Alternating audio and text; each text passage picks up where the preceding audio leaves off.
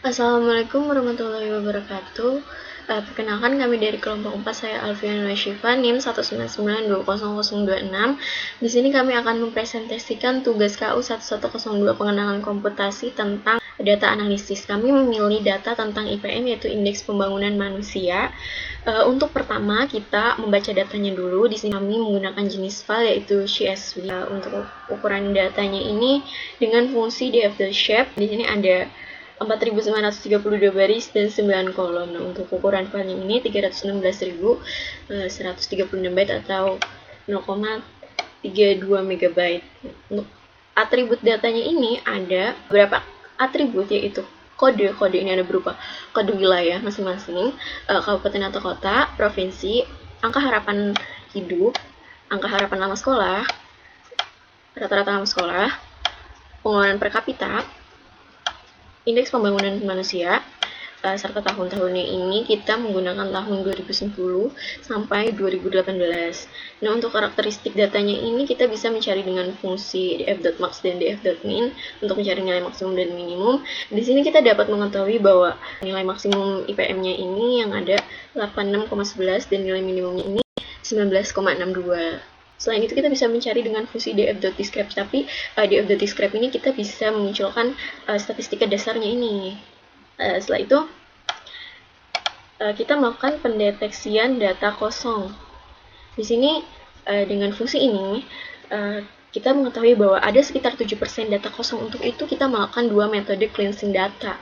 Yang pertama ini dengan menghapus data kosong yang ada gitu. Di sini untuk menghapus data kosong yang ada kita menggunakan fungsi df.drop. Lalu print data baru, yaitu di sini dfa. Dfa ini adalah data baru yang telah dihapus data kosongnya. Lalu di sini ada yang berubah yaitu ukuran datanya ini menjadi 4.862 baris serta 9 kolom gitu. Lalu apa kelebihannya? Kelebihan dari cleansing data dengan metode ini adalah kita tidak merubah nilai rata-rata dari data ini gitu.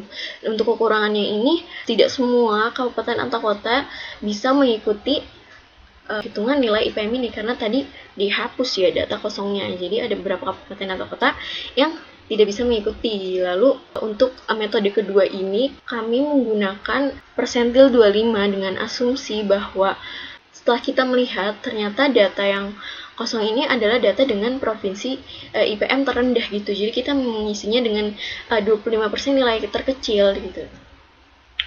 Sini kita melakukan fungsi ini dilakukan per kategori, yaitu pertama ini ada EYS, diisi fill. Nah, fill itu untuk mengisi nilai yang kosong ini dengan kuantile 0,25 gitu. Nah, ini dilakukan berulang untuk semua kategori yang memiliki data kosong. Setelah itu kita memastikan bahwa semua datanya ini telah terisi dengan df.isNull.sum gitu. Ternyata di sini terisi semua gitu, data kosongnya sudah tidak ada. Lalu apa kelebihannya? Kelebihan dengan metode ini adalah semua kabupaten atau kota itu bisa mengikuti perhitungan nilai IPM. Nah, untuk kekurangannya ternyata mengisi data dengan metode ini mengubah nilai rata-rata dari data tersebut, tapi hanya 0, sekian persen gitu. Sekian dari saya untuk penjelasan tentang karakteristik dan atribut data. Selanjutnya akan dilanjutkan oleh rekan saya. Terima kasih.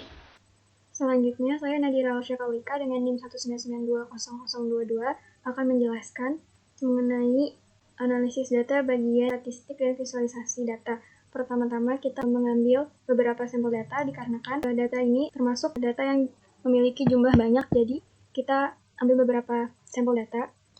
Yang pertama ini ada mengambil 10 data teratas, fungsi dfa kurung siku titik 2 10 yang berarti akan mendapat semua baris sampai dengan baris 10 didapat seperti ini. Selanjutnya itu mencoba mengambil data ketiga dengan cara dfa.log 2. Kenapa 2? Karena kalau di Python ini indeks pertama dalam list adalah 0, maka dari itu jika ingin mendapatkan data ketiga, tulis perintah di bahasa pemrograman itu angka sebelum 3. Selanjutnya ini sampel data berupa data yang diurutkan. Kita menggunakan sort_values untuk mengurutkan data. Selanjutnya digunakan ascending. Ascending sendiri artinya pengurutan dari nilai terkecil ke nilai terbesar. Kita menggunakan angka 0 agar berarti terbalik dari descending tadi agar nilainya dari yang terbesar terkecil. Atau bisa juga menggunakan descending langsung agar mengurut dari yang terbesar ke terkecil. Kalau ascending sama dengan 0, hasilnya kan seperti ini. Dari yang terbesar ke yang terkecil.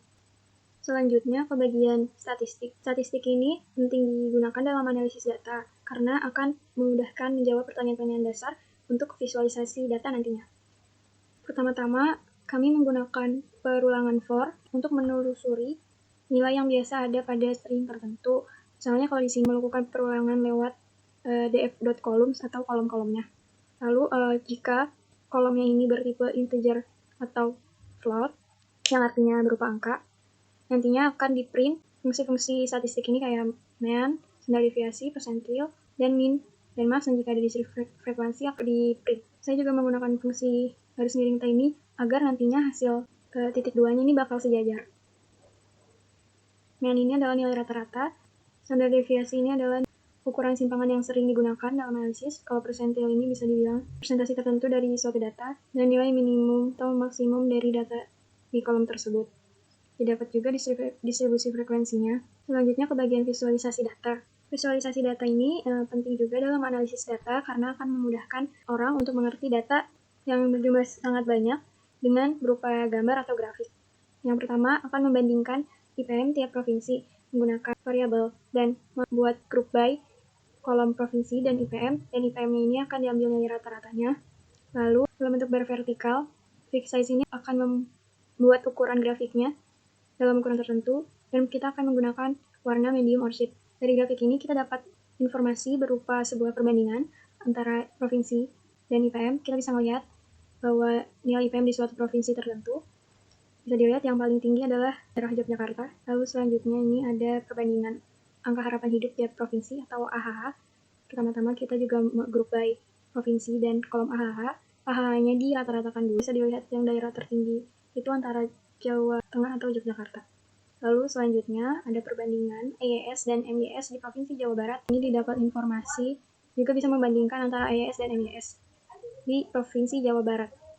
Selanjutnya ada grafik rata-rata pengeluaran penduduk. Kali ini akan menggunakan grafik histogram. Nilai pengeluarannya, ini frekuensinya.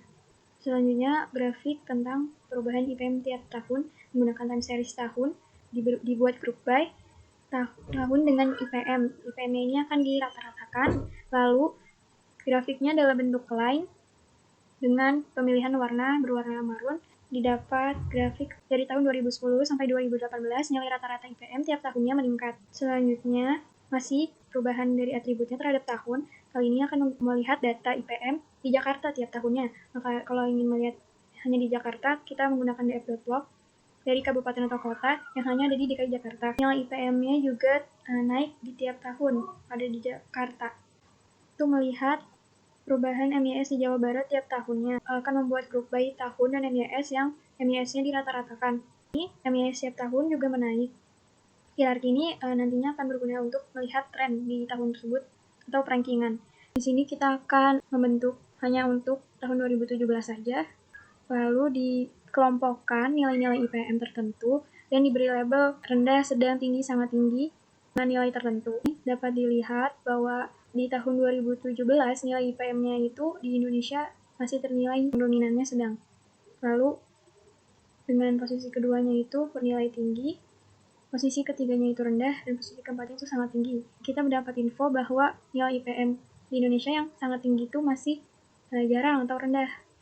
Rata-rata masih sedang. Selanjutnya di tahun 2018 masih menggunakan coding seperti tadi, bedanya hanya di pengambilan data tahunnya saja. Jika dibandingkan yang tahun lalu, nilai IPM yang kategori sedangnya ini menurun, tapi masih dominan. Selanjutnya, yang kategori tinggi mulai menaik, 33,6%, dan ternyata yang sangat tingginya juga menaik, berarti nilai IPM antara tahun 2017-2018 mulai menaik, dan yang rendahnya mulai turun, berarti tahun ke tahun makin membaik. Ada bentuk grafik plotnya. Pada grafik ini mencari hubungan antara IPM terhadap MYS. Grafik plot ini nantinya berguna untuk mencari tahu korelasi antara atribut tertentu. Untuk data yang ini merupakan ada data kosong yang ditindaklanjuti dengan dihapus.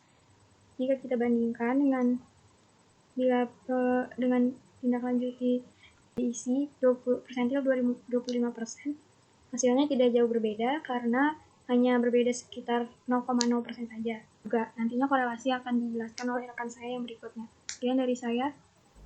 Terima kasih. Perkenalkan, nama saya Zakwan Aziz Pranianto, NIM 1999212, akan melanjutkan presentasi berikutnya. Di sini saya akan melakukan analisis regresi, yakni menggunakan metode regresi linear sederhana dan berganda. Untuk dua data, yakni data kosong yang dihapus serta data kosong yang diisi persentil 25%. Yang pertama, menggunakan hubungan angka harapan hidup dengan indeks pembangunan manusia. Mengimport linear regression dengan coding seperti ini, AHIPM, korelasinya berapa, serta mencari persamaan linear regresinya. Dan di sini kami melakukan prediksi jika hanya 70 maka berapa IPM-nya. Grafiknya seperti ini, diperoleh koefisien korelasinya 0,7, serta jika 70 prediksinya 68 dan nilai R-square-nya 0,48. Untuk grafiknya seperti ini.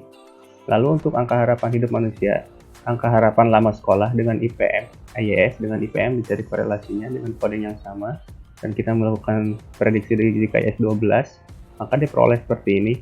Korelasinya 0,8, jika IES 12 prediksi IPM-nya 68, dan nilai R-square-nya untuk fungsi ini 0,65. Untuk grafiknya seperti ini. Lalu untuk yang ketiga, rata-rata lama sekolah dengan IPM, MYS dengan IPM, dicari korelasinya dengan coding yang sama, prediksi jika MYS sama dengan 7, lalu kita cari grafiknya dan didapat seperti ini, scatter koefisien korelasinya 0,88, jika MYS 10 prediksi IPM-nya 47, dan R-square-nya 0,65. Untuk selanjutnya, grafiknya seperti ini. Yang terakhir, pendapatan pengeluaran per kapita dengan IPM. Pengeluaran dengan IPM dicari korelasinya dengan kode yang sama. Terus kami menggunakan prediksi jika pengeluaran 10.000 maka akan didapat seperti ini. Nilai koefisien korelasi pengeluaran dengan IPM-nya 0,86, dengan jika pengeluaran 10.000 maka prediksi IPM-nya 37134 dan nilai R-square-nya 0,65. Untuk grafiknya seperti ini. Dan untuk linear bergandanya seperti ini. Koefisien AH-nya 0,05, IES-nya 1,3, MIS 1,23, dan pengeluarannya 0,0009. Untuk yang kedua, yakni data kotor yang diisi dengan persentil 25%, kami mendapati bahwa dengan coding yang sama diperoleh koefisien korelasinya 0,7, dan jika AH70 prediksi IPM-nya 68, nilai R-square-nya 0,48. Ini lebih baik dibanding data yang sebelumnya yang dihapus. Untuk grafiknya seperti ini sama. Untuk yang kedua, dengan coding yang sama didapati koefisien korelasi IES dengan IPM-nya 0,8, dan jika IES 12 prediksi IPM-nya 66, nilai R-square-nya 0,65. Untuk selanjutnya grafiknya sama. Dan untuk rata-rata lama sekolah, MIS dengan IPM, nilai R setelah kita dapati koefisien korelasinya dengan IPM 0,88, jika MIS 10 prediksi IPM 47,5 dan R-square-nya 0,65. Selanjutnya grafiknya sama. Dan untuk yang terakhir, pengeluaran terhadap IPM-nya didapati koefisiennya 0,86, jika pengeluaran 10.000 prediksi IPM-nya 37168,65, nilai R-square-nya 0,65. Grafiknya sama. Regresi linear bergandanya didapati seperti ini. Kami menyimpulkan bahwa data kosong yang diisi dengan persentil 25% menghasilkan lebih baik suatu persamaan regresi dibanding dengan yang di data kotor yang dihapus. Sekian dan terima kasih.